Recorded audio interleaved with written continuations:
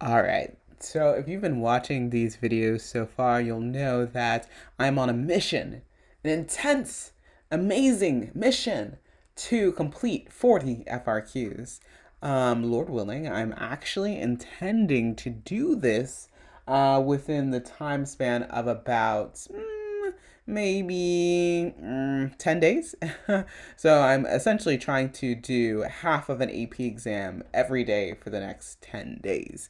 On the weekend, actually, I might double up because it's February break now, and so this is my goal. You might say that's a really ambitious and lofty goal, Miss Ellis.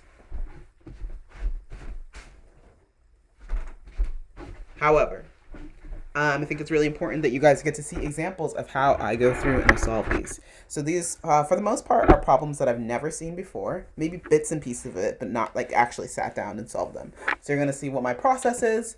I'm going to give myself about, as usual, going to give myself about 22 minutes to solve it. Ideally, I try to solve the problem within 15 minutes and leave the last 7 minutes to coast and kind of like check my work as I go through. I've not been very successful with that goal. Sometimes I'm like just barely making it within those 22 minutes. But my goal in doing these problems is to show you how the process works. Like, what is my stream of consciousness? Like, what is my my mental process for how I solve these problems. Okay, so without further ado, let's go ahead and get started. Okay, so what I'm going to do here is I'm going to pull this up.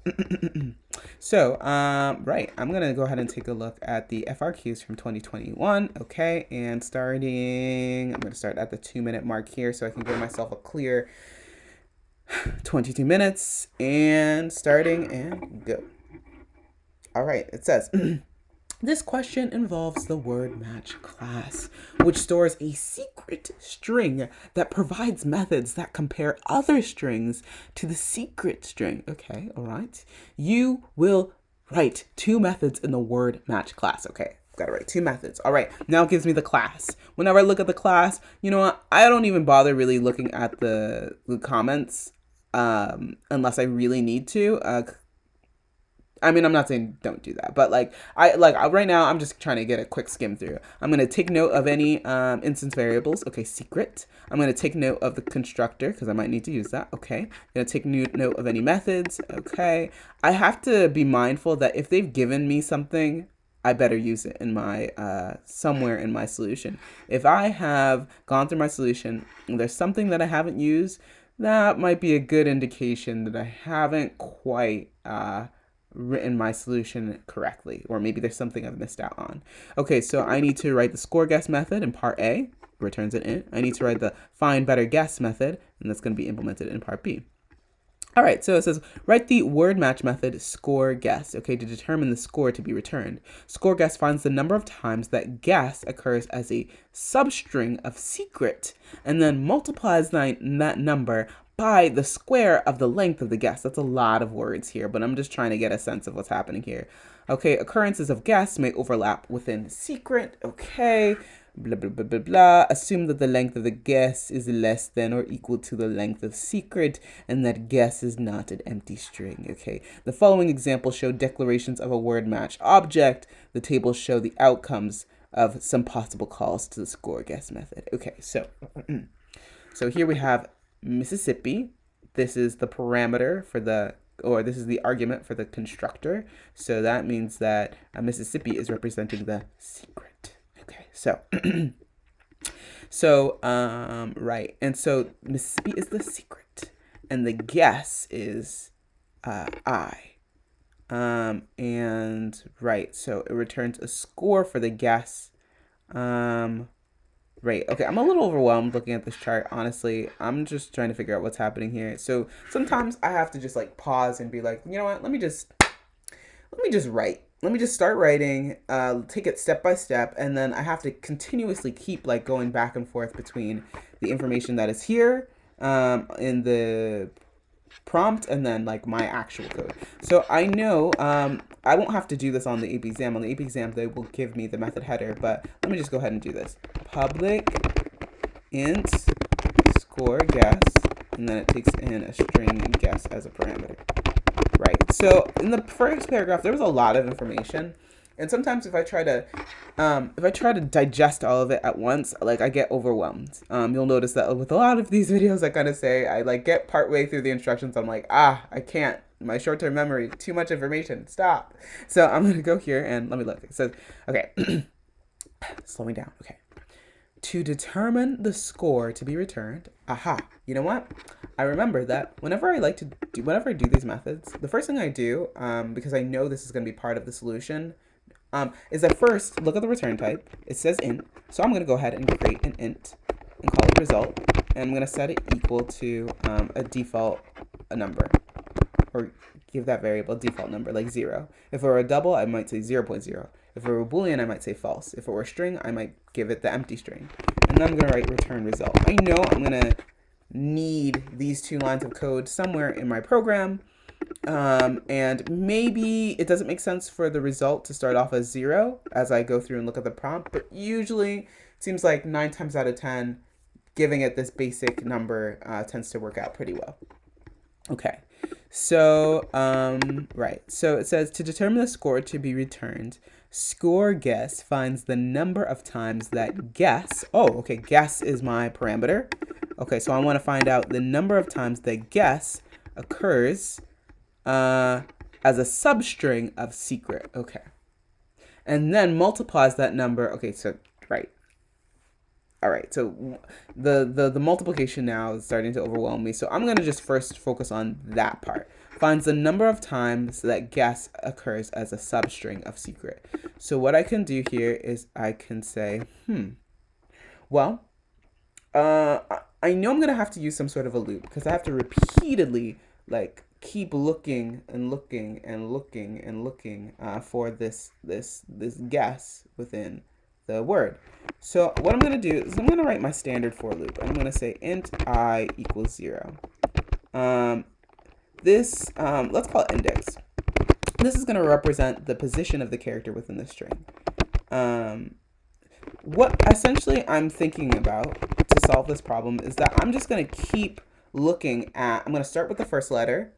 I'm going to look at the first couple of characters. I'm going to check, is that the guess? Then I'm going to move on to the next letter, and I'm going to look at the, well here, this is better to show you actually with an example. So basically like right here with like Mississippi, I would like, and here the example that it gives here is a guess of I. First I'm going to look at M, I'm going to say, is that an I? And if so, I'm going to increase my count. Then I'm going to look at I, then I'm going to look at S, S, I, S, and each time I see an I, I'm going to increase my count. Same thing with ISS. I would start off, and this time, because the guess is longer, I would look at MIS, and I say, is that well, what I want? Is it ISS? And I would say no. And then I'd move my index by 1, and I'd check, is this ISS? Yes. And then I'd look at this. Is this ISS? No. I'd keep going, all the way until I get to the end of the string.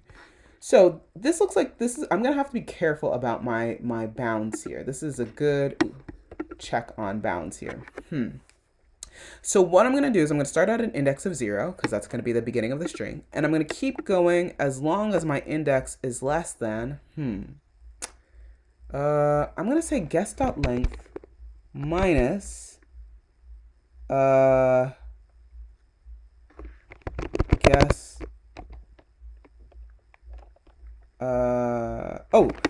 I'm going to check to see if my index is less than secret.length, because I'm checking to see if the guess is within the secret. And then as long as the index is less than secret.length minus guess.length. And the reason why I'm doing this, and I think I'm going to have to adjust this in a moment. I think I might have to subtract by 1. But the reason why I'm doing this is because essentially, like, once I get to the end, let's see. Okay, so let me finish writing the shell of my for loop. Once I get to the end of the string, right? Let's say I'm at index, the second to last index, or the third to last index. Well, basically, like, let's say I'm right here, and let's say my guess is 3 characters long. I don't want to keep looking, because then I'm going to get this index out of bounds error, because I'm trying to check to see if I'm trying to grab more if I'm not careful with my indices, I'm going to end up trying to grab more of the string than is necessary. And I've got 12 minutes, and I'm spending a lot of time here on this one. So let me see if I can just kind of move a little bit quicker here in this problem. Okay. This is what I'm going to do. I think I'm going to get an out of bounds error here if I don't do something different. Okay, let's say my guess is a length of 2. Then I want to stop right here at P. Let's say my guess is a length of 3. Then I want to stop here at this first P. So I think what I need to do is I want to keep looping as long as my index is less than guess.length, secret.length minus guess.length minus 1. I could be wrong. This might be something I have to come back and check about. But essentially the idea here is that I'm going to go ahead and look at a chunk of characters. I'm going to say secret.substring. I'm going to go all the way from index to index plus guess.length. This is going to allow me to grab a chunk of letters, characters, starting at index and that chunk is going to be as long as the guess. And each time I loop through, I'm going to increase my index by 1, so it's going to look at the next chunk of letters, the next chunk of letters, the next chunk of letters. And basically, what I'm going to say is if the chunk is the same as the guess, then something should happen to my result. I don't know what should happen to my result. I'm going to say that result should be, right. Okay, let's see. Okay, finds the number of times that guess occurs as a substring of secret and then multiplies that number by the square of the length of the guess. Okay, right. So, okay, now this is where I'm looking at the chart. And I'm going to try to, again, go a little bit faster here. I've got 10 minutes. Okay. I appears 4 times. I is the guess here, and it appears 4 times in Mississippi. So we say 4 times 1. So 1 is the length of the guess. 4 is how many times it appeared. And then we're multiplying it by the square of the length of the guess. Okay, what's the square of the length of the guess? The length of the guess is 1, and if we square that, it's 1, so then we get 4. Okay. Right. So now here, okay, I think I get it now. I get it. I appears 4 times. The length of I is, the guess is 1, and so we're doing 1 times 1, so it gets us 4. Same thing here. The guess is 3 characters long, so we're multiplying 3 times 3, which is the square of the length of the guess. And then we're also counting how many characters, how many times this appears within Mississippi. In this case, ISS appears twice. Okay, I think I got the pattern here. So now, maybe you got this way before I did, but it took me a while to really get it. So basically, if the chunk is equal to the guess, I want to go ahead and I want to increase my result by 1.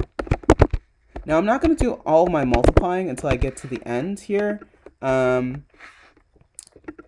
so that I don't end up multiplying more times than I need to. So once I've gone through and I've counted how many times I see the chunk is equal to the guess, I'm going to go ahead and say result gets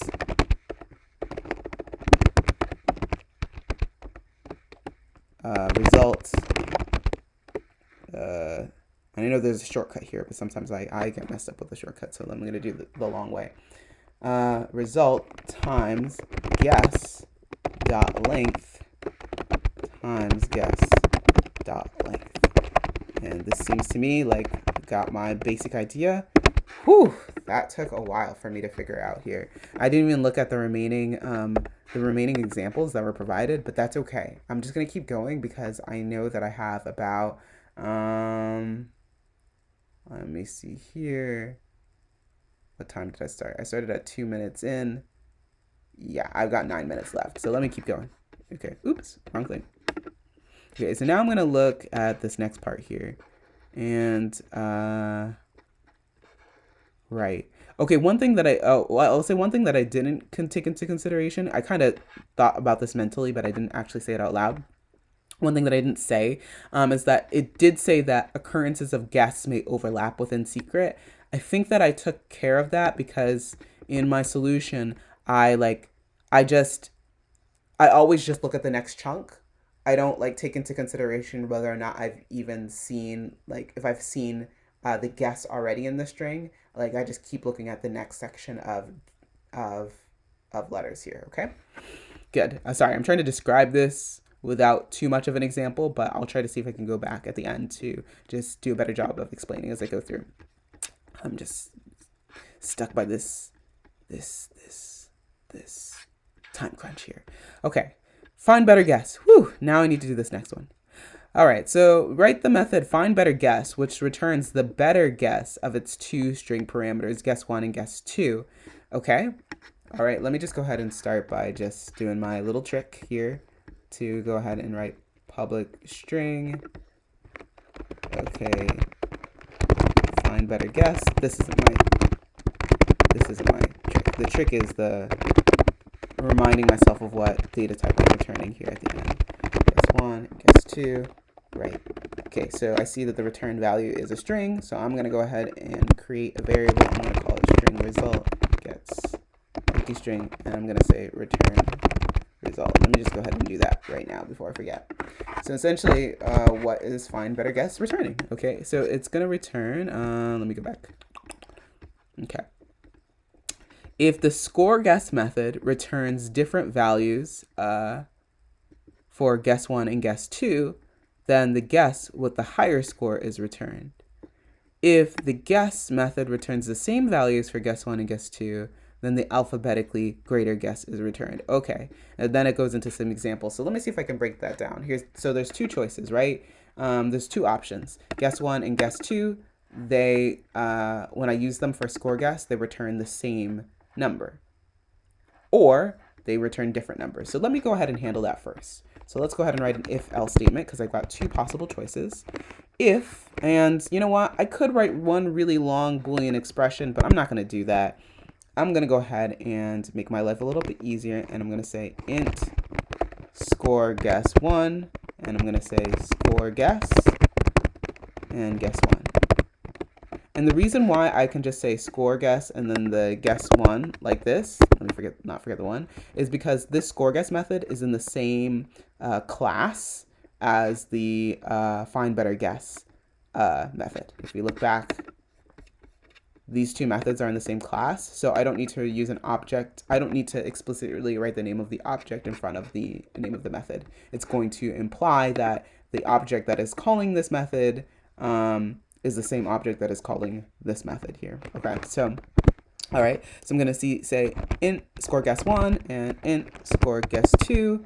That's going to equal gets score guess2. So now what I'm doing is I'm finding out what the score guess value of guess1 is and what is the score guess value of guess2, and now I'm going to do my comparison. Again, I could have done this all in one line of code, but for me, I like to see everything written out one step at a time. So I'm going to say if score guess1 is equal to score guess2, let's say they're exactly the same, then what I'm going to do is I'm going to return, I'm going to do something. They started to get into some information that, again, my mind started to glaze over it, so let me just come back to this. Okay, so right.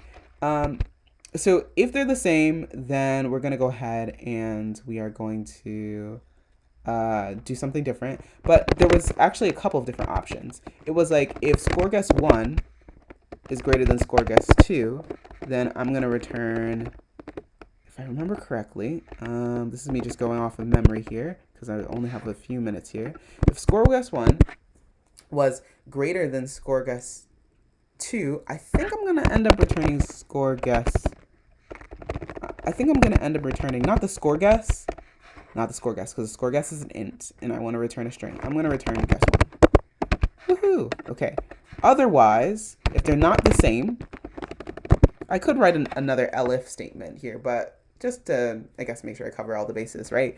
So if they're the same, I need to do something. I need to look back at the instructions for this.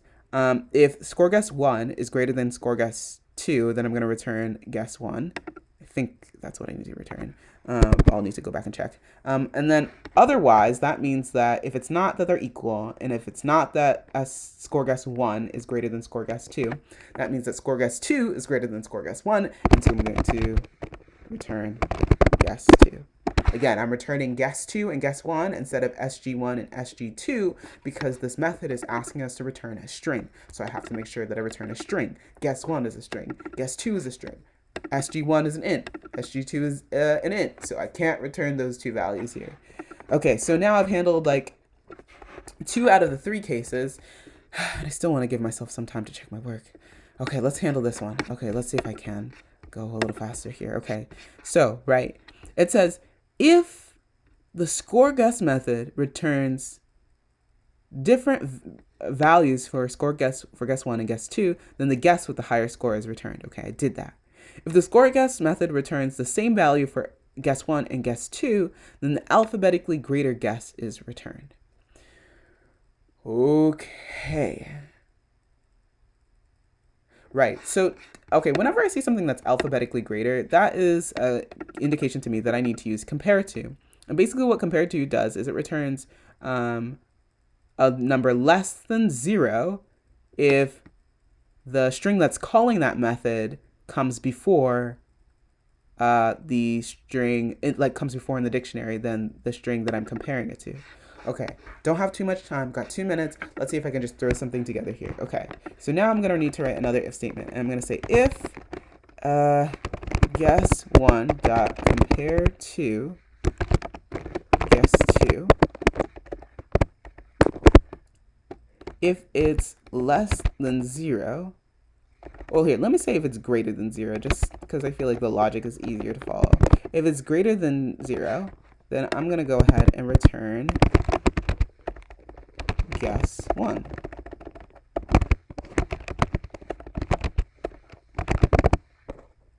Otherwise, I'm going to return guess 2. So basically, if we compare these two and this returns greater than 0, that means that guess 1 comes later in the dictionary than guess 2. Otherwise, I can return guess 1. Otherwise I can return guess 2. Okay, and the reason why this works, the reason why I don't have to do another check to see, okay, did it return 0, did it return less than 0, is because the only way that these two values, let me see if I can explain this quickly. Basically, if these two, if we did compare to and it returned 0, that would mean that these two score guesses, that would mean that the two guesses are exactly the same, and that would mean that they're, or that would mean that the two, wait, hold on. I have to backtrack. I think my train of thought is moving off in a different direction. Basically, the simplest way that I can describe this is that the reason why I only need an if-else statement instead of if-else is because if these two strings are exactly the same, that is the only time that it's going to return 0. And if it returns 0, then it doesn't matter if I return guess 1 or guess 2, the response will be the same. Whew. Okay, so I didn't have any time. It's 22 minutes. I didn't have any time to check my work here. But essentially, I said that I was going to go back over what I said. So essentially, I had to write 2 methods, the score guess method and the find better guess. I used my tactic here to keep track of the return type that I need to return at the end. So I created a little variable at the top for both of them and wrote the return statement immediately to make sure. You'll notice that I'm pretty consistent with what I call my variable, and that means that's great because the result works for everything, and I don't have to spend any brain cells trying to think about what is going to be a good variable name. And here, this was the piece that I wasn't so sure about. Like this piece right here, trying to do the subtraction to make sure that I didn't go out of bounds, and to make sure that I also looked at all the characters that I needed to look at. What I want to just do really quickly before I look at the solution is just make sure that this actually works here.